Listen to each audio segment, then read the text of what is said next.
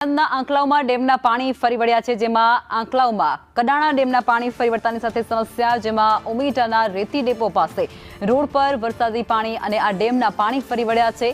ઉમેટા સાથે જ ખડોલ વચ્ચે રસ્તો પણ બંધ થઈ ચૂક્યો છે। નદી પાણીની આવક થતાની સાથે જ એલર્ટ પણ કરવામાં આવ્યા છે। નીચાણવાળા તમામ વિસ્તારો જ્યાં અત્યારે રહેતા લોકો છે, જે સ્થાનિક વતનીઓ છે, તેમને તે વિસ્તારમાં ન જવાની ખાસ અપીલ।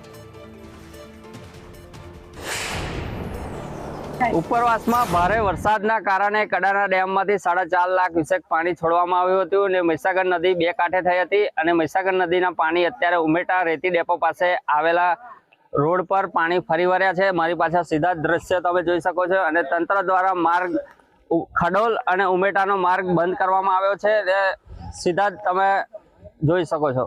રિતેશ ચાવડા, સંદેશ ન્યૂઝ, આંકલાવ।